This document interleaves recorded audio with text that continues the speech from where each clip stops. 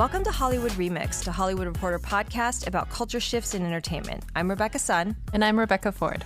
Each episode, we do a deep dive into a single topic, a type of character or type of story that has traditionally been underrepresented or misrepresented in pop culture. So for today's episode, we're going to focus on lesbians on TV, specifically on LGBTQ female characters, not the actors.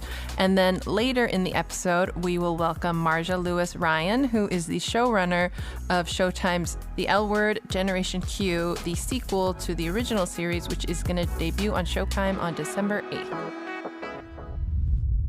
First, we'll do our standard background on the topic.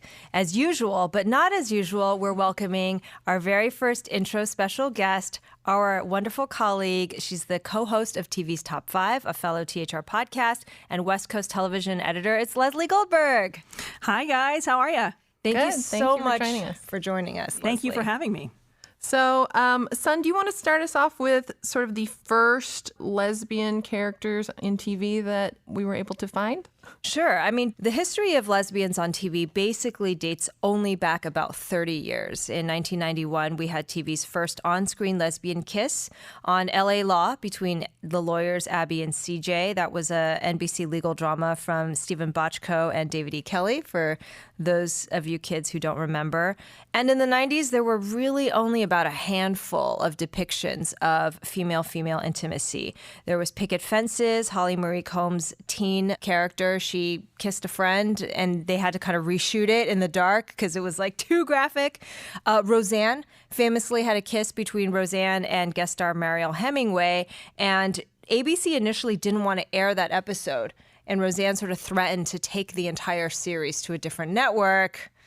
Weird, ironic foreshadowing there. She was a badass, I will say, originally, She stood up for a lot of these groundbreaking depictions. Even then, though, if you go back and watch that scene on YouTube, it's shot from the back of Mariel's head, so her face is literally blocking the actual contact of the lips. Everything was always done very, it's so dark, I can't see, with angles. And I think it's important to note that aired on ABC, which is obviously it's a Disney-owned network, and Disney is probably the most family-friendly and brand-focused network that at the time, and probably still is when especially as we talk about like Disney Plus and all of that content too. So exactly, that's a reputation it's retained. Ironically, ABC also had what, according to Otto Straddle, said was TV's first open mouth kiss between two women, and that was on Jason Katims, another showrunner who's really become quite prolific, his very short-lived show Relativity, and that was between two women. And I think that was also the one that was the first between two lesbian characters and not just two women who were sort of a one-off experimentation. I think the last one before we get to the big one is I just want to talk about Friends, where, baked into the premise of the show, Ross is a recent divorcee because his wife left him for another woman. And even though Susan and Carol were recurring characters throughout that decade-long series, even the episode titled The One with the Lesbian Wedding, they have a whole ceremony and they don't kiss.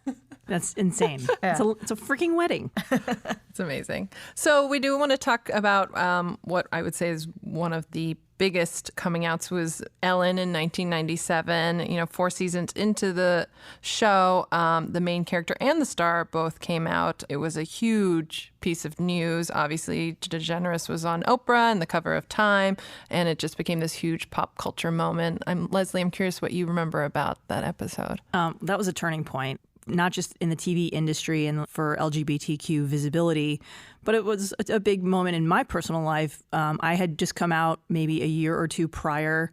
I was a junior at Cal State Northridge, journalism major. I worked on the Daily Sundial, and I wrote a story pegged to the episode because it was getting a lot of pre-air attention.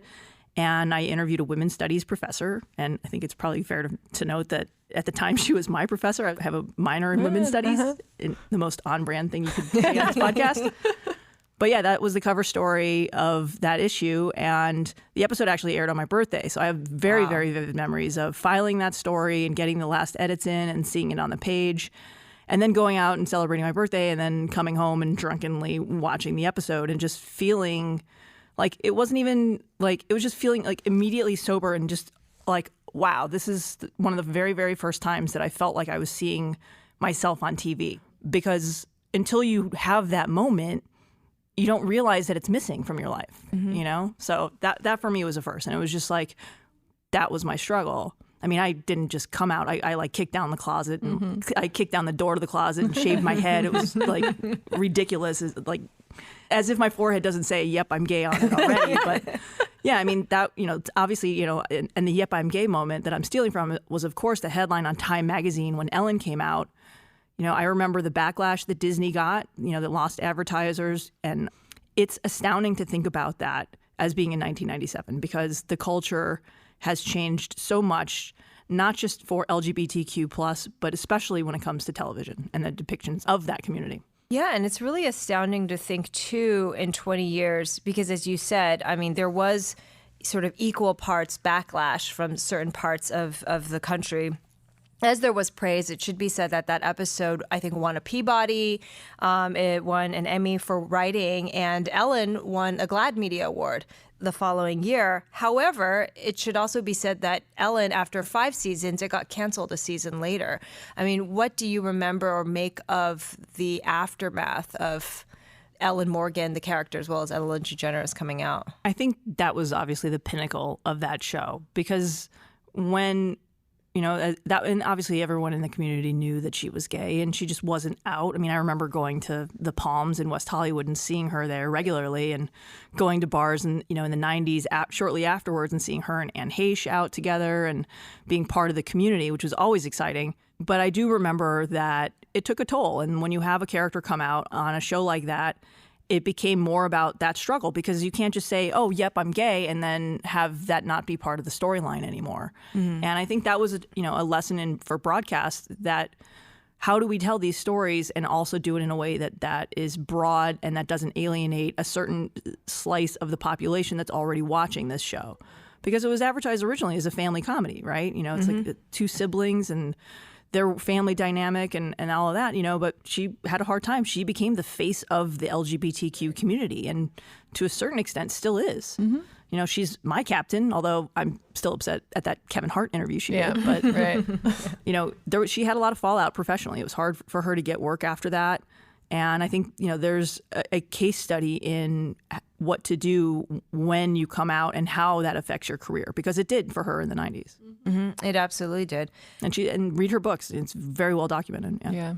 And so, after that, TV took a couple of years, sort of a step back from, they were like, okay, this is, too much, and they overcorrected. But around the millennium, we started to see new portrayals of lesbian characters. And we, obviously in 2000, Queer as Folk premiered on Showtime, and that looked at the gay community in general. And there was a stable lesbian couple, Melanie and Lindsay, on the show. But they were, I think it's pretty much safe to say that they kind of took a backseat to the men. Definitely took a backseat. Right? Although they had some storylines. And look, Queer as Folk is probably one of my all-time favorite shows. I remember my group of friends at the time all getting together to watch on Sunday nights on Showtime. And when they doubled it up and it was all of a sudden Queer as Folk leading into the L word, you were just like, oh my God. There were viewing parties at bars in West Hollywood who turned off the thumpa music and actually projected the shows on the side of the wall. But yeah, Melanie and Lindsay were very much a backseat on Queer as Folk. They did take a couple of front seat. They got married, they broke up. There was a lot of turmoil because, like any good relationship show, there's turmoil, right? Yeah, it's a drama. Happy people are boring, as they say on TV. And as I think Shonda has said repeatedly about shows like Grey's Anatomy. But yeah, Queer as Folk was a great turning point because it also not just included the lesbian characters, but for a lot of gay characters, it brought it to the mainstream, even if it was on a premium cable network where you had to subscribe. I've interviewed and remained friends with the cast and creators over the years, and one of the co-stars, Peter Page, who played Emmett, and who is now a showrunner of Freeform's Good Trouble, which is a spinoff of The Fosters, which features a lesbian family at the center. Peter Page always had an expression that stuck with me, And he always said they came for the queer, but they stayed for the folk. And I think that's a very great representation of what that show was, whether it was for the lesbian couples or the gay couples. Yeah, exactly. And then even back onto broadcast, you began to see not just depictions of intimacy, but characters who were lesbian. And we'll talk about later why that there's a difference between those two things. Even on broadcast TV and 2003, you guys can correct me if I'm wrong, but I believe that Buffy is credited with the first lesbian sex scene on broadcast TV. And it's between Willow and, I said I was going to say this, Kennedy. Kennedy. And that was nuts because Willow at that point had been out for about 3 seasons. Before they showed her actually intimate. And for a long time prior to that, they just literally used magic as a metaphor for like lesbian stuff. Mm-hmm. So like she'd like hold hands with Tara, and then it'd be like it'd be like glowing orbs, and I'm just gonna go to the sex scene from Once More with Feeling, the musical episode, where they're literally having sex, and it's like they're levitating. But it's also like if you listen to the lyrics and you watch that scene, Joss was very, very smart in the way he represented the female orgasm in that. I've listened to the soundtrack a gazillion times. Same. And how do I say this in a way that the line is, "You make me complete," but the emphasis is on a different syllable. So we'll say it that way. Okay. Like I said, geniusly crafted. So now let's go to some tropes. Yeah, I think one of the major tropes we've seen is the rating stunt. This is especially, I think, the scenes involving gay women are sort of hypersexualized and used as like rating space. Like, come check out this episode where, Rachel and Winona Ryder have a kiss or whatever, or a romantic relationship. And so it's just like a bait to get for people to see this sort of risky take, on a show. And it's not real and genuine. And that's what Roseanne and Mariel Hemingway was. Yeah. Same thing. Yeah. It's like, oh, you've got to tune in to see this, but it's not an actual real storyline or real character development. And even that Friends episode, and that was, vintage Winona Ryder. Right. And Friends at the top of its game when it was still airing. But, that was like, holy crap, they're going to have Rachel and Winona Ryder make out? Right. Like, where do I sign, right? And then now I'm just like, you watch that episode and you're just like, okay, she was really gay and had feelings for Rachel, but it doesn't come out until the end of the episode because they're not going to make Winona Ryder gay for 30 minutes. Right. Yeah, and I actually remember that being teased, back in the day when we were not watching anything on demand. Like, they teased that for an entire week. And then actually, if it's crazy, but the episode title is the one with Rachel's big kiss. So it's a very meta. That's what people it's about remember Rachel, it about. yeah. It's about Rachel, but it's about the, Jennifer Aniston kissing a lady, type of thing. And so there were a number of sort of rating stunts that did that. I also next wanted to ask you about another trope that I think, Leslie, you are one of the preeminent journalists who has covered this. It's called Bury Your Gays. Tell us about what that is. Well, first, I am not one of the preeminent journalists who covered that. I would give that credit to people like the great Dorothy Snarker from After Ellen, who's now one of the great freelancers out there covering the community, Heather Hogan at Autostraddle, formerly of After Ellen. I started my career writing for After Ellen as a freelancer when I was still a copy editor here at THR. And that trope has been around a very, very, very long time. Dorothy Snarker actually wrote a great guest column, an LA Press Club nominated guest column about the history of that trope. And it really came to the mainstream on the CW's The 100 a couple of years ago. And that trope is basically where you see these two lesbian characters have a great, great moment together, and then one of them is killed off because it further advances a storyline of a heterosexual character.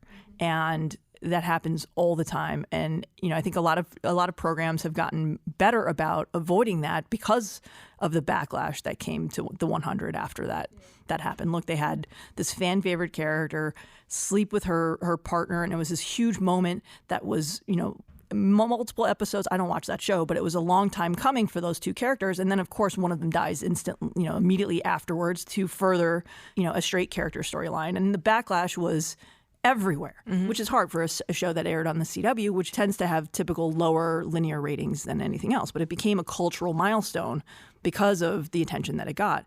And I think it probably helped, a lot of showrunners really say, oh, crap, we do this all the time. We got to stop doing that. Right. You know, GLAAD held workshops with showrunners and said, here's how you can avoid doing some of these tropes that have become a stereotype that need to stop. What was the show's response to the backlash, or the showrunners? Or I don't think anyone has publicly commented on it, and if they did, it certainly wasn't memorable. Yeah. You know, but you know that show is still airing. I think it's in its final season. They're working on a spinoff, so it really didn't really affect them. Right, but it's much. more the way the showrunner community paid attention to this. Absolutely. If there's one takeaway from that, it's that people learn from their mistake. Your description of the trope actually makes me realize that I think would Buffy count as having committed that trope? Because this is a 15-year spoiler, but like, you know, Willow and Tara. I haven't seen it yet. Don't spoil it for me. Stop. You've never seen Buffy? No, I'm sorry. Willow and Tara. This is what is this? Season 6. Willow and Tara reconcile. And then they kiss, and then literally right after they kiss, Tara gets shot through the bedroom window, and she died. That's a barrier gate because it's to further Willow becomes Dark Willow, and right. But if it mostly furthered Willow's storyline, so true. it doesn't really qualify as that. Well, but that makes Good. You're You right. guys don't have to diss Buffy. There we go. yeah, I don't want to diss Buffy.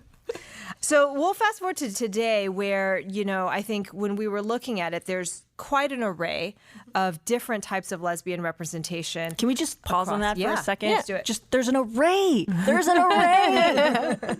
Think about it in your lifetime. I mean, we were talking about 20 years ago, Ellen DeGeneres takes an enormous career hit because she Right. comes out on TV. 20 years later, she's one of the most highly paid people in the entertainment industry with an Clothing entire brand, media furniture brands, empire. multiple, scripted, unscripted shows. And beyond that, what's amazing to me too is if you look at Ellen's image, right? She was condemned by like conservative family groups. Now she is sort of the sweetheart of, you know, homemakers across the United States, right? She's the one that you tag on Twitter for a feel-good story. And, you know, maybe the most famous lesbian in America, you know? I would say easily, yeah. And they just had that, they just did this, they had this viral moment where they had a lesbian couple on, I think it was last week or the week before. Oh, yeah, the one that, like the really Instagram beautiful one that proposed at the Eiffel Tower. Mm-hmm, exactly. Yeah. And they, helped pay for their wedding and this whole thing. And, also, she had some great words for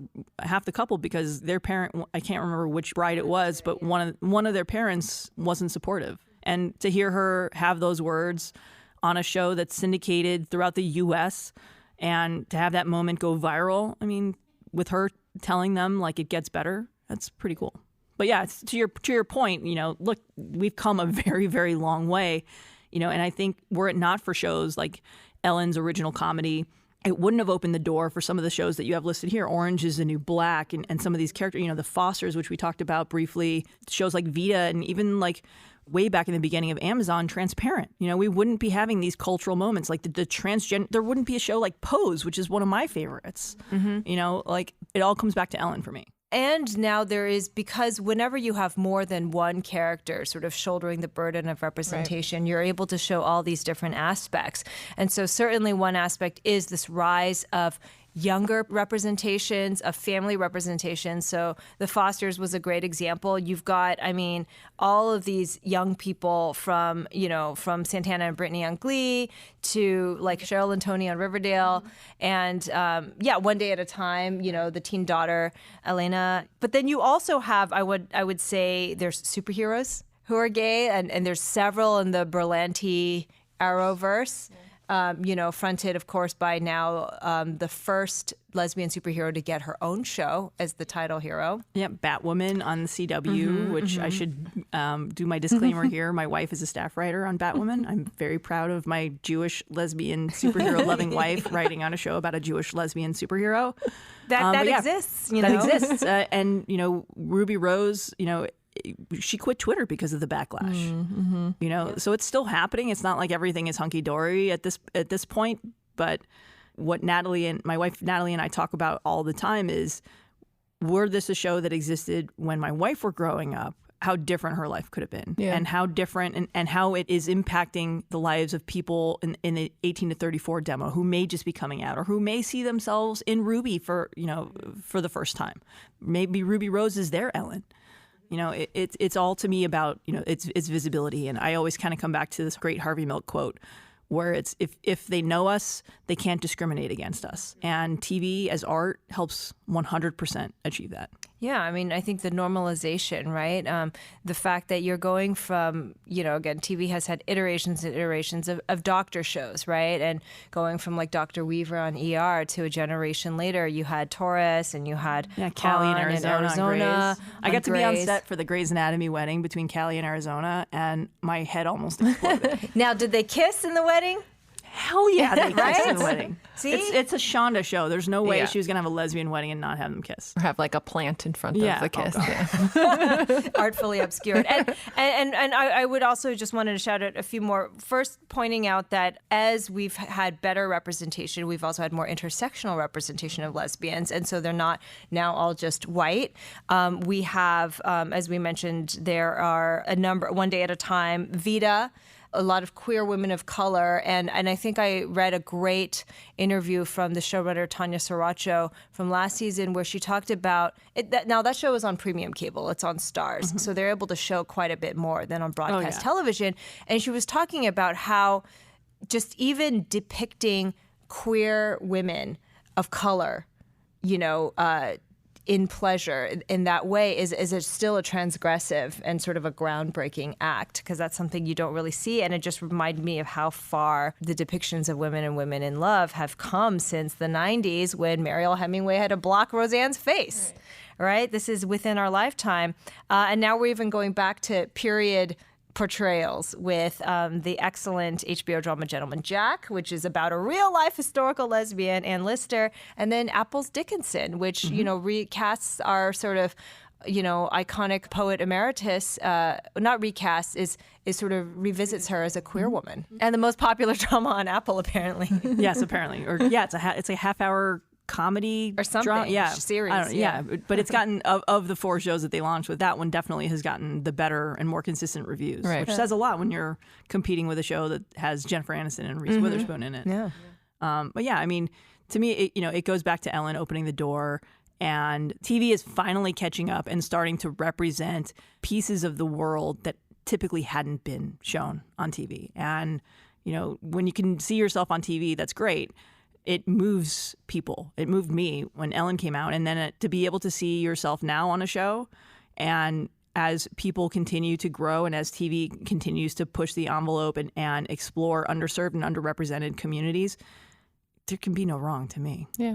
Leslie, I'm so happy you could join us today. You were such a wonderful source of knowledge on this topic, and I really appreciate hearing your stories. Thank you for having me, and I love your podcast. Keep doing what you're doing.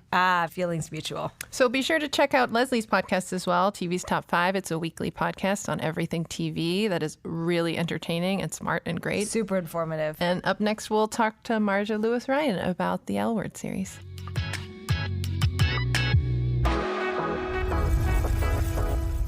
Our guest for this episode is Marja-Lewis Ryan, showrunner of Showtime's highly anticipated sequel to the L Word, Generation Q, which comes out December 8th. Now, Generation Q is Marja's first TV project, but she's written several plays, including the award-winning Four-Faced Liar, One in the Chamber. She also directed Netflix's addiction drama last year, Six Balloons, which starred Abby Jacobson and Dave Franco. And next, she's writing the Splash remake, starring Channing Tatum as the mermaid and Jillian Bell as the human. Thank you so much for joining us today. We really are excited to have you here. Thank you for inviting me.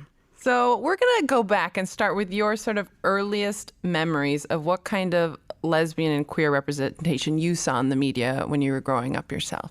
Sure, yeah. I grew up in Brooklyn. I went to an all-girls Catholic school, which I loved. I had a really good time there. I dated the head cheerleader. I played basketball. It was really a dream. I didn't see myself at all on television or in films. The very first lesbian movie I ever saw was Kissing Jessica Stein. And I think that was sort of like the emergence of the queer narrative, was like through the heterosexual lens, which was something that the original L Word did too, that like we would walk into these queer spaces, but like with this like heterosexual guide. And I mean, I didn't know that at the time. I was just like really excited about Kissing Jessica Stein. I watched the shit out of that movie. That was really like my touchstone for like what like lesbian content was. I was 19 when the original L Word came out, and I was in college, and there was a Blockbuster right across the street. I went to NYU, and there was a Blockbuster across the street on 3rd Avenue, and my buddy and I would go down and rent the DVDs and just like binge watch. It was the original binge watch, the DVD box set, you know? So we were always like a season behind. And I remember she tells this story a lot. She's also a lesbian, but she didn't know it at the time. And she said that when she would go rent them, she would always tell the woman, "This is for my friend." And I was like the lady at Blockbuster cared about like what we were up to, you know? But there was just like so much shame that surrounded my coming out. And I mean, I'm not really that old, but I do think that the equality, like marriage equality movement happened well into my adulthood. But I think that the younger generation that's like coming up just behind me, that was like a reality for them during all of their formative years. I think they carry a bit less shame. And I think that like media is really important in terms of like shaping their understanding of who they are in the world. It certainly was for me. Speaking of that, when you were embarking on your career, right, in the arts, what types of stories were you trying to tell, and did you encounter any resistance to getting certain projects made or certain themes made? So really, when I was a theater major at NYU, and so my only like real hero was Wendy Wasserstein, and then when I saw the L Word, I was like, oh, I can just make like gay Wendy Wasserstein. Like, you know, like I was like, oh, there's like one other thing that I could be doing here. So I really set out. I moved to LA like 3 days after like my final paper was due, and I moved out here with 3 of my best friends from college, and I made that play, The Four-Faced Liar, like we moved out here in the summer of 2006. In March of 2007, that play was up. And a friend of mine who was like slinging pizzas at the time, who wanted to be a producer, was like, "You should make that into a movie." And I was like, "Sure, I can definitely do that." And I had no idea of what I was doing, but there's something really helpful about like ignorance in that space, because I didn't know. So I didn't know how hard it would be or how easy it would be. It just was able to like take everything like truly one step at a time. So I personally didn't really encounter any resistance. I asked everybody that I knew for money. I raised $250,000 with my buddies, and we got to go make this movie. We were just like right place, right time in so many ways. We were the first sort of round of films that were shot on the Red camera. So like every time somebody would see this tiny movie, they were like, "It looks like a real movie," is what they would say. And we were like, "Well, it is, but I see what you're saying." Just being able to like actually put something on like the big screen turns out to be like the most important part of any person's career. Like the dreams are great, but like you actually have to like do the thing. And I was really fortunate enough to find people who believed in me and who wanted to take the chance and who knew they were going to lose all their money and wanted to do it anyway. And we were like, because we shot on the Red camera, because it looked like a real movie, and because it was like 2010, it was the perfect time. It was like Netflix bought it, Hulu bought it, Amazon bought it. It was like a time when like you could still sell television rights. We sold television rights in Germany. You know, like it was a really good time for like independent distribution.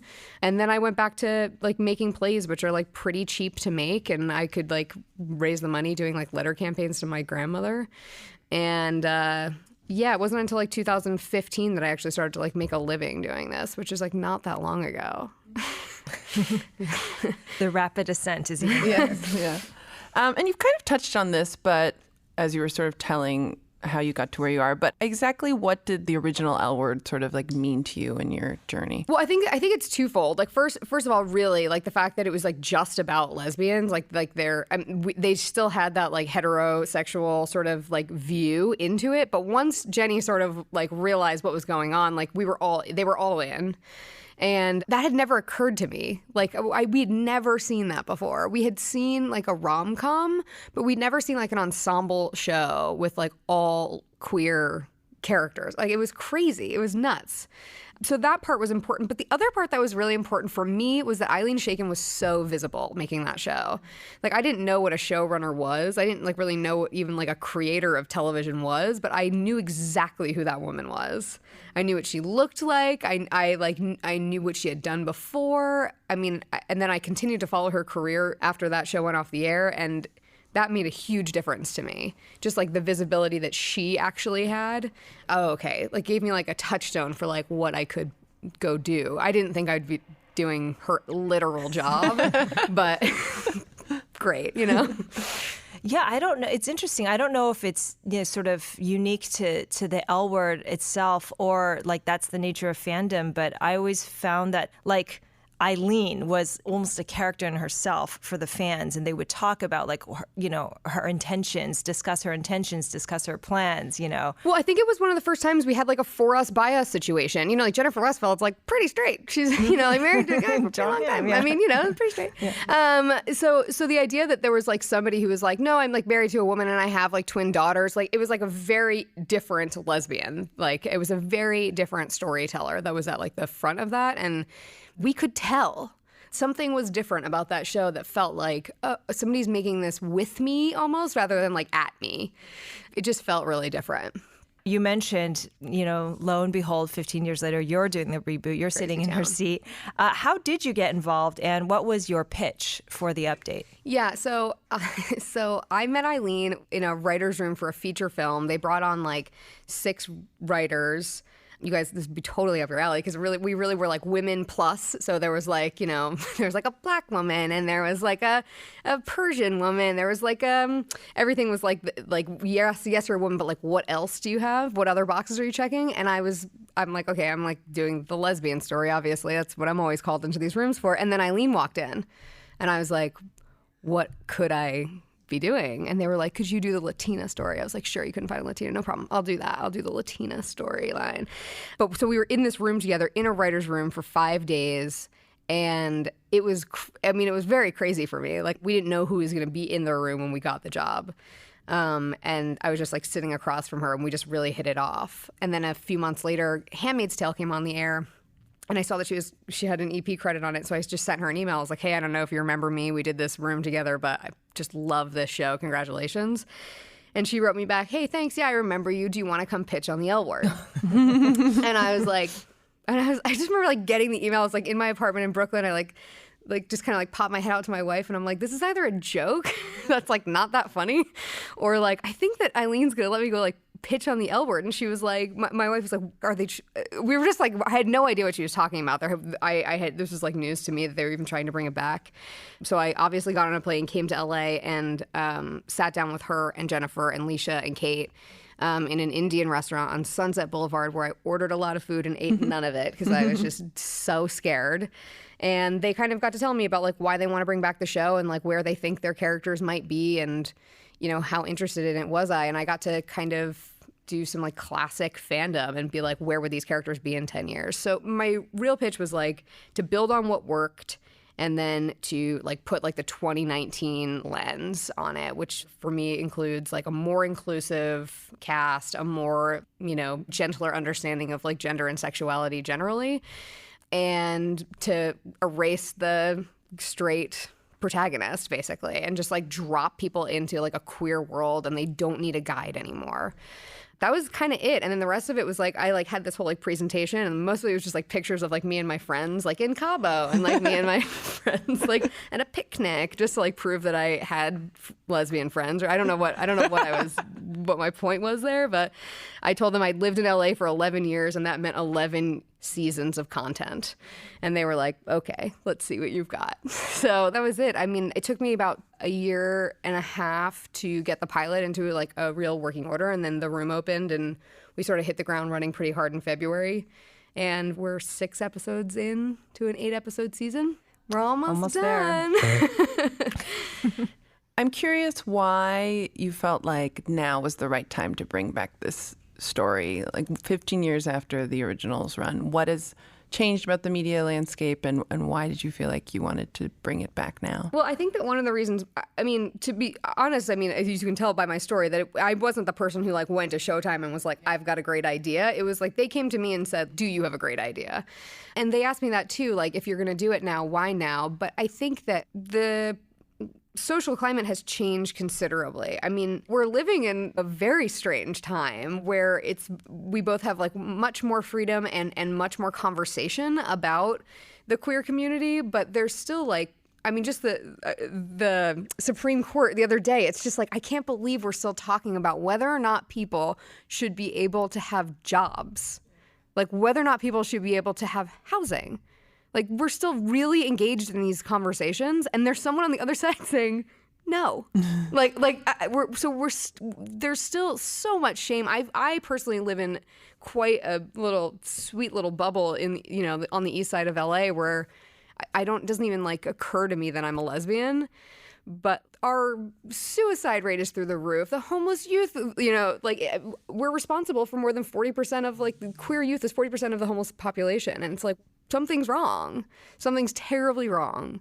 And whatever I can do to like reduce shame and to like tell joyful stories inside of our queer space, like it is like my absolute pleasure and my absolute responsibility. On the one hand, 15 years isn't that long, but on the other hand, as you've mentioned, a lot of things have happened, right? The Supreme Court passing marriage equality, and there's been other shifts. I'm curious about how you feel Hollywood's approach to telling stories about lesbians has changed. One example being, like you mentioned, back in 2004, we needed Jenny Schechter to sort of be the audience avatar to introduce you to the lifestyle. And it sounds like there's not that kind of analog in the new one. But what are some of the other ways in which I don't know. I was also thinking about, I think this is more particular to lesbians, is that there tends to be sort of more of a tendency of like titillation or doing it for a male gaze. So I'm just curious from your filmmaking standpoint what those differences are. Yeah, we definitely walk that line for sure.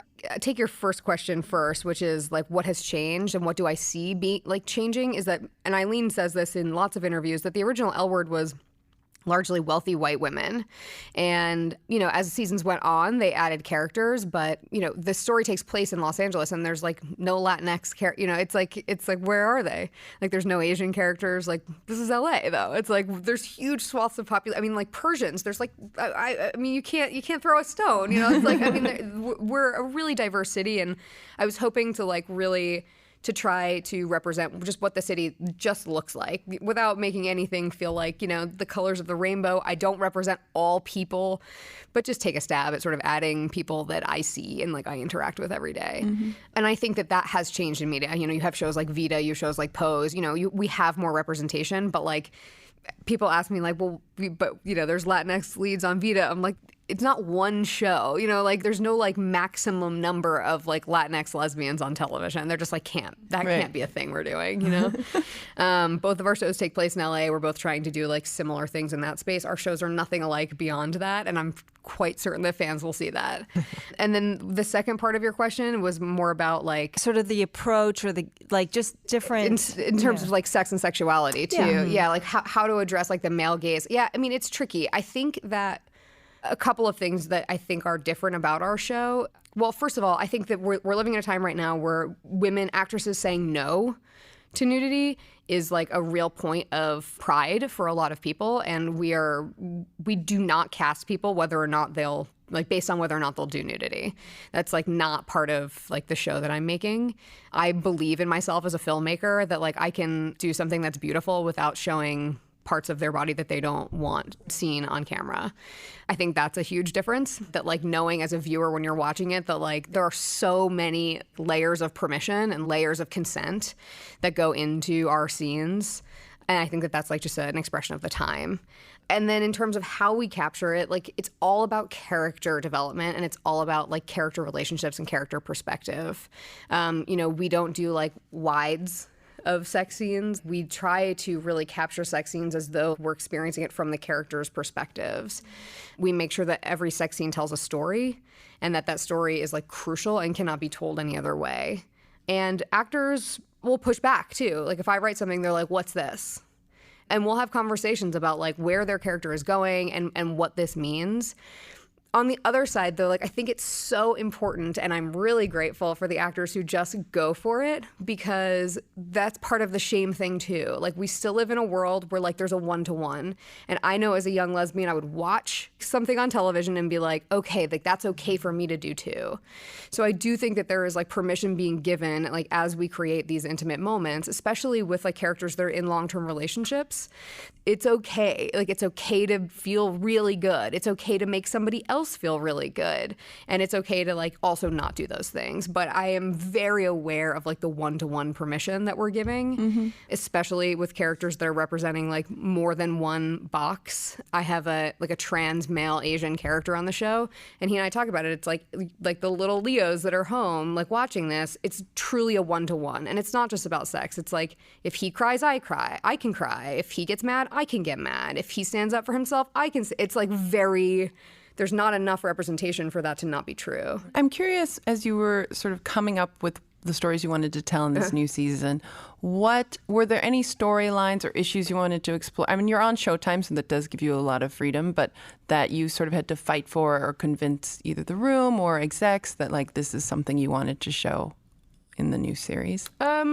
No, but we are exploring things that we spent a lot of time trying to figure out. Even if we all sort of thought they were good ideas, we're like, ugh. We're like, well, what? It's like you take like kind of one step that way. But I always feel like that's like how we know we're onto something, because like we're trying to straddle this line of like things that are new, but not new for new sake. One of those things that we really focus a lot on in the room was religion or like faith inside the queer community. For some reason, I ended up with like a lot of Christians in the room, like all like queer Christians who were kind of like, I still sing in the gospel choir. And I'm like, what are you, okay. And it's like, I went to church on Sunday, and Frankie's like, me too. And like, and it's just like, it was really interesting how we were like more closeted about that than we were about like our like sexcapades. And that really brought up a lot for us. So that was something that like really feels alive in this series. Again, it's about giving permission for people to believe that like those two things are not mutually exclusive. Like those two things can exist inside a human person. I have to say, like, this is really just not talking just because they employ me, but Showtime has been awesome to work for. They really hear me, and like they believe that I am the expert in the room. That like if I'm telling you like there's a lot of Mormons out there, the like Reformed Mormons in our community, they're not like, I don't know. Like they're like, okay, you know.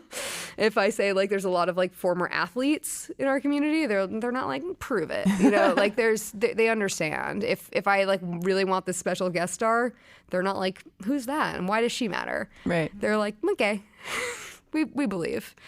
Speaking of that sort of interaction, right, with the network or with other folks, you know, I'm curious, how did you work with those who were involved with the original, such as Eileen, to address some of the things that, you know, I think now people look back on and had critiques of? For example, you mentioned, you know, the trans male character, right? Sure. Obviously, there was a lot of discussion about Max in the original being played by a cis female, things like that. How did you guys work together to address those things? Well, I mean, I think the truth is that we wouldn't be doing this if Eileen didn't know that there were missteps. And she has been very public about them, and she's very honest. And I hope I have as much like grace and humility when like, you know, 15 years later, some 30-year-old punk is like telling me like, okay, let me show you what it's really like because I'm sure it'll happen. And like, but that's the goal actually, if you look at it that way, like that's the dream, is that somebody else is coming up behind me being like, okay, gender's a construct. Like, let's try again. And like, and it'll happen. And like, I have a 5-month-old son, and like, that's what I joke about. His like first sentence will be like, what are you doing? And I'll just be like, I don't know. And I look forward to that. So it was like a very open line of communication. I mean, it was part of my original pitch. It was part of like just our original take on the show. And just to make clear, I believe, I don't know specifically because I'm not sure about the composition of the new cast, but I would assume that there's probably a greater number of actors who are also LGBTQ or things like that than there perhaps were. And part of that maybe would be the climate in which things have partially changed now? I also think that people were just really like queer people were just stoked about the show, and they just like started emailing me being like, can I come play? And like that was sort of the dream. I mean, like Olivia Thirlby is in the cast. I mean, she was literally like, can I come play? And I was like, sure, you can come play. You know, like the dream of having like Fortune Feimster on the show is just like, do you want to come play? And she's like, I'll come play. You know, just like it's just kind of like you get to have like your team. So that really came out of like interest more than me like going through an audition process. There's still plenty of straight people around, you know. We also don't cast based on that. But in terms of the trans community, something that I learned a long time, in that room, that writer's room where I met Eileen, I also met Tracy Oliver, who wrote Girls Trip. And she and I stayed close, and we both sort of realized that like Black people, queer people, whenever they're in something, they're usually just one. And we were both like, okay, no more one. That was like our rule to each other, was like, whenever we do a thing, we're gonna have like two, you know, just so that like nobody's solely responsible for the telling of like their single people. So we have 4 trans actors on the show, like 2 women, 2 men. And I really did try to like Noah's Ark it as much as possible, just so that nobody really is singularly responsible, because I think that's really helpful too. So you're not telling a story where like this fictitious woman who I named Wendy, who lives in the middle of the country, is watching going, oh, trans men do this, you know? I think about that one-to-one a lot. That's great. That makes so much sense. I like this Noah's Ark description. I did it in my That's nice. writer's room too. My writer's room was fully Noah's Ark in there. It's great. It makes a difference. That's great. Tell me a little bit about, with the revival, shifting and expanding the focus from the L to Q.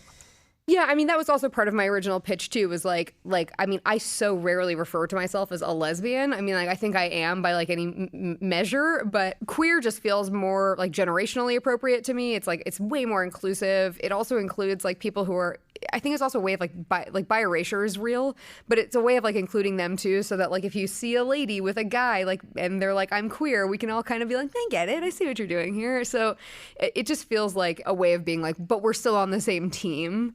So I think that was my whole idea, was like to try to get more people to identify with themselves on screen, and to just get it's way more representative of my friend group, certainly. You mentioned some of the other titles that are out there now, right? Vita, Pose, things like that. You know, how would you assess the state of queer representation in media today? And I guess I would mean mainstream media, right? Television or film that's sort of widely available. Has it also become more inclusive in general? Yeah, I mean, mostly I watch the British baking show, you know what I mean? So I'm not actually like really in the trenches when I go home. Like that feels like homework to me, to like go and watch more TV.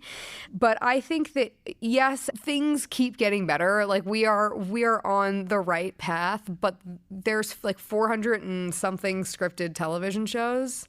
And I think that like the queer characters represent like something like 3% of characters, and like that's not representational of our actual world. I think that there's a lot of people who are doing a lot of good, and it's like really exciting to see people like Tanya Sriracha and you know, Shonda Rhimes just like use their platform, you know, Ryan Murphy obviously, and just like blow it up a little bit. It's really exciting. So yeah, I mean, of course we're doing so much better, and of course there's just like so much more to do. Along the same lines, but more even sort of like business or industry focused, how do you think that the industry's, you know, openness to, I think at the beginning you said for us, by us, right? And that was one real distinction with L Word. How much do you think now the industry is sort of just allowing people from the community to have creative control over their own stories, and how that's trickled? Well, I think it's like easy to forget that the industry is made up of individuals, and the more diverse those individuals are, the more diverse that we become. Because like I'm not the first guy in, you know, I'm like the 4th guy in. So those other 3 people who are going through this and thinking about like who should run this show, like the fact that I've worked for Jill Soloway and Eileen Shaken, like that's like kind of it, you know what I mean? Like that's all I got. I got no one else to work for. That's totally not true, by the way. There's a lot of other queer people that I could totally go work for. But when I was like imagining my career, like those were the 2 people that I really looked at, and like I found them and they found me. So like that matters a lot. Like who are those people? Like that room that I was in, again, like I was brought in by a queer brown woman. She was like, there's a last minute slot. Can you get here tomorrow morning at 8 a.m.? Having somebody like that in those positions of power, like looking out for me has made all the difference in the world. So yes, I think that we're more likely to get hired, but we're really more likely to get hired by people who like look and sound like us. Mm-hmm. And do you feel that responsibility now that you're sort of in a position of power? Yes. I've always felt that sense of responsibility. I meet young women and young queer dudes at a coffee shop almost like every one Saturday of every month. I just like sit there and just like I just have them parade on in. Mm-hmm. Not just queer women. I meet with all kinds of women, and I think it's the most important thing for me to do. People did it for me. And they become, I remember this executive once, I was at a breakfast and she told me that, assistants become people one day. And I was like, yeah, that's not great, but I know what you mean. And but all of these people, I want them to succeed, genuinely want them to succeed, need them to succeed, because I need them in my writers' rooms. I need them to run my next shows. And it is my responsibility to know who they are. I get a lot of phone calls from producer bros being like, hey, so we're doing a Mulan punch up. Do you know anyone? And I'm like, I know what you mean. I see what you're up to. Or hey, we're doing this, queer punch up. Do you know any women? Do you know any? And people are looking for those voices, to really make sure that they're not doing it wrong. And partially it's out of fear, but who cares? I mean, those checks cash, and that that resume builds, and that's how you meet people. So yes, I take so much responsibility in that. I have tons of mentees, one of whom was my assistant. I pulled her off of the desk of my manager about 4 years ago, and she's been my assistant for 3.5 years, and she's a staff writer on the L Word now. Awesome. She's our diversity hire. She's a straight girl. Very nice. Very nice. You gotta check that box. So we like to wrap up the podcast with two sort of fun bonus questions, I guess I would call them. So the first one here we call the history redo.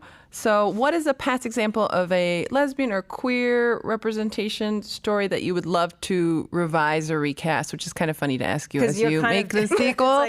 Other than the show we may be talking. But is there some other film or show you sort of would have loved to... Can I flip it and tell you and do a fan fiction thing? Yeah. Sure. So when I was a kid, because the first time I ever saw myself on screen was Ellen Page and Juno, and I just wish that the bottom of the second act she just hooked up with Olivia Thirlby. You know what I mean? You kind of were expecting it. 100%. I was set. I was like, here we go, and then it didn't go there. So if I would just take a pass at that I like script. it. I feel like Ellen Page herself would be fine with it. I think Olivia would be fine with it. I think everyone would be excited about it. We just didn't know that's what should happen. Yeah, that makes sense. And then our last question is called the hidden gem, which is what is one, again, hewing to the theme. So either queer centric or lesbian focused story, film or television show or whatever that, our listeners should check out for themselves. Oh. Should check out. There's no way they haven't seen it. In order to buy you time, I always come up with one. Yeah. So again, this is speaking of intersectionality. Again, maybe the listeners already have seen it, but the same year that L Word came out, there was an indie film called Saving Face. No, of course I know that. I heard all the time. I love that director. I tried to get her direct on the L Word. She's the best. She wasn't available. She's making something for Netflix. This is for the straights who are watching. Sorry. But Alice Wu, is the filmmaker you're talking about. Alice Wu directed an indie called Saving Face, and it's basically about two Asian American women who fall in love and how one of them has a mom played by Joan Chen. And, so it's very intersectional about how, in the Asian American community. And her mom was also, I think, grappling with her divorce and things like that. It's been a while. She's a genius. That woman's a genius. Well, she has such an interesting story, too. Do you know her? I don't know Get her on at here. all. But what's amazing is that just recently I read that she's finally doing her next project or something on Netflix. But do you know where she went? No. I do. Okay, well, I guess we'll have to get the cliffhanger for the next episode. So what do I think that you should go watch? I think that the movies that are just stuck in my mind that are preventing me from answering the question any better than this is movies that are about female friendship that just skew really queer to me. The ultimate one is Fried Green Tomatoes. I mean, what a gay movie that was. And I remember I watched the shit out of that movie too. And it's so funny because it came out, I was very young. And so it's interesting to think about little me watching this and nothing happens, but I could feel what was happening. And just the power of movies in that way, and that I was able to imagine whatever I wanted to was pretty incredible. So Just go watch that again. There you go. There's nothing else to watch. Classic. I promise you that there's going to be some Gen Zers who've never heard of it. Right. So this was useful. It is baffling how few things they've heard of sometimes when I make a reference. Someday there's going to be people who don't know there was an original L word. Yeah, and they'll just be like, they'll think Generation this- Q. They'll be like Marja's the L word. Yeah, totally. That's fine. Well, Marja, thank you so much for joining us, and we can't wait to check out the L Word Generation Q on December 8th at 10 p.m. on Showtime. My gosh, Sunday at 10. Thanks, you guys. It's fun. Thank you. Thank you. Thank you so much to Marja-Lewis Ryan for joining us today to talk about the L Word Generation Q, and a quick shout out to our colleague Leslie Goldberg for joining us earlier in this episode. Be sure to tune in to Leslie and our other colleague Dan Feinberg's THR podcast called TV's Top 5. And also stay tuned to Hollywood Remix next week when we talk to the team from A&E's award-winning series Born This Way, an unscripted show that follows 7 adults living with Down syndrome. Make sure to subscribe to Hollywood Remixed on your favorite podcasting platform. Thanks so much. We'll see you there.